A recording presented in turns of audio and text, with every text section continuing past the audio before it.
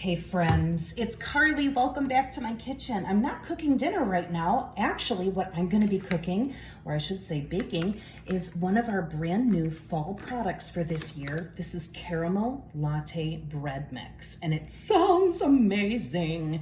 And it only has a couple of ingredients, so I'm going to go over those with you.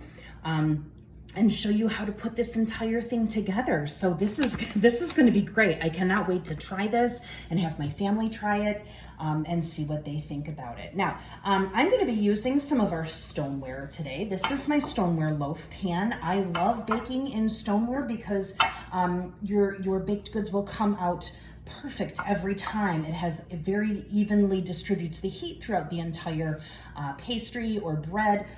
So that you don't get like burned bottoms and sides and then, gooey tops. So stoneware is my go-to for baking. Now, another product that we just brought back for the fall of 2021 is our kitchen spritzer. Now I'm going to show you what it looks like. It looks just like a little spray bottle, and you fill it to the line. I've used this a couple times, so it's not quite up to the line. This is safe to use in your cookware and bakeware. Why? Because you're using actual oil, not the synthetic stuff that you get in some of the things that you buy from the store, right? And that is not good because those leave sticky films on your stoneware, on your bakeware, on any of your cookware, and you don't want that on there. So in order to use the kitchen spritzer, it's got this little plunger that comes with it. And all I'm doing is pumping a few pumps into my kitchen spritzer. What's happening is this is building up pressure so that it'll spray. And then I take this and just go ahead and spray my loaf pan. So this is just vegetable oil or canola oil or corn oil, any kind of oil you would like, but it makes it super easy to spray down all of your cookware and bakeware and not leave that nasty sticky film. Now, when you're done with this, before you go back to store it, you gotta burp it. You hear it? Okay, it's like burping a baby. That way that pressure doesn't build up and it doesn't get gummy, especially on the spout here. So once you burp it, you can retighten it. This will go right on top and then you can store it. So this is my pan that I'm going to be using. Now let's get to putting this thing together.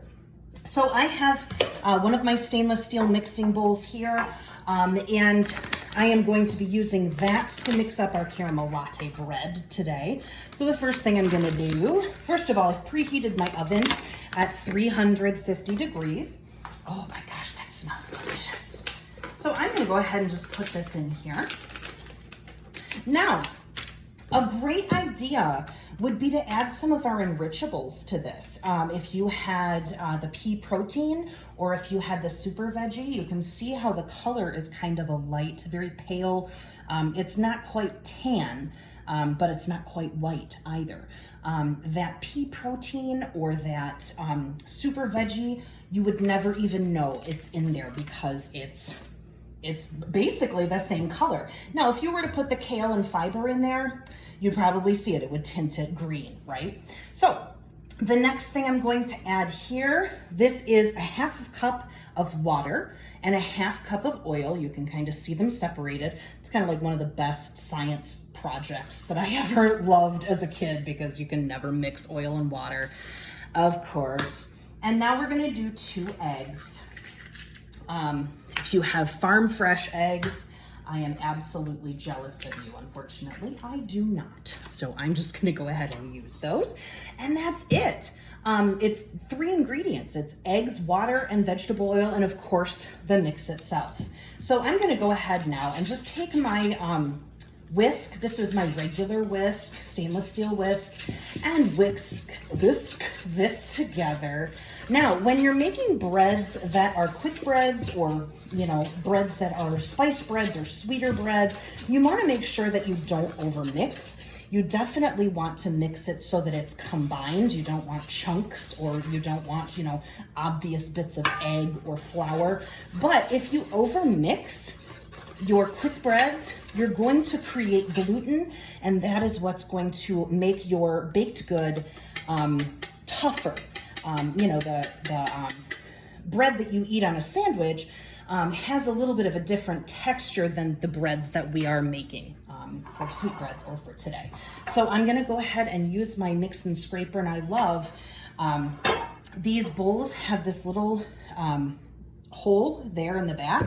That's so you can put your thumb in and never have to worry about your bowl falling right into your whatever cooking vessel you're using, whether it's a bread pan or, you know, muffins or whatever it happens to be. So I'm just using my mix and scraper. This is my regular size mix and scraper to get all of this deliciousness here into my loaf pan. There we are. You put that to the side. Now, I'm going to put this into the oven. It's depending on your oven and how it cooks. It's going to take anywhere from 45 to 55 minutes. And after that, you're gonna cool it for about 10 minutes before you remove it from the pan, and then you can put it onto, you know, a baking rack or, you know, just a piece of plastic wrap, not plastic wrap, but wax paper or something to cool it down. So as soon as I bring this out of the oven, I will be back to show you the finished product. Okay, my beautiful caramel latte bread is done. I took this out of the oven just a little while ago. It's still kind of warm, but it's not gonna burn me, so that's good. My oven cooked this perfectly at 50 minutes. I set the timer for 45 minutes, checked it with a cake tester, and it was still a little gummy in the middle. So I left it in for another 5 minutes, and it was perfect. Everything came out nice and clean on the cake tester. This is what it looks like. Oh my goodness, the bottom is really hot still. This is what it looks like. Beautiful, kind of a shimmer on the top. You can see that the edges are nice and crispy, but not burned in any way.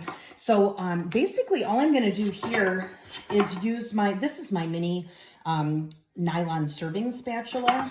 And I'm just gonna go around and loosen the sides so that it's already popping out. Look at that. So let's see what we have here.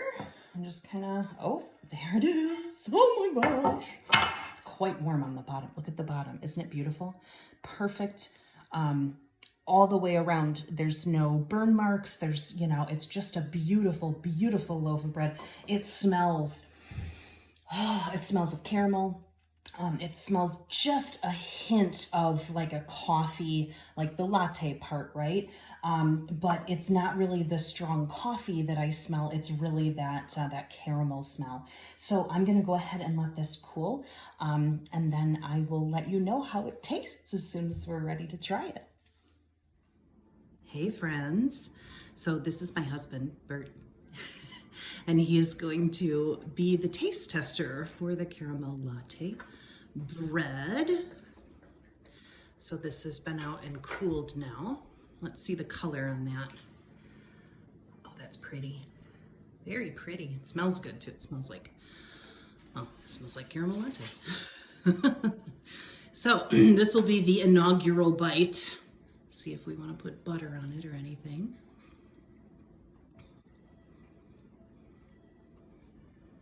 What's it taste like? It's delicious. Yeah? I don't have a, I'm not naming any flavors yet. You're not like one of those. Well, no, plus we just had a very flavorful dinner, so. Yeah.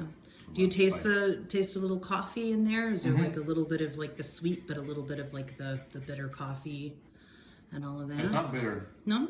Just sweet? There. Now I'm getting, there's like a little, I don't think coffee's up front, it's in the background. Okay. And the bread,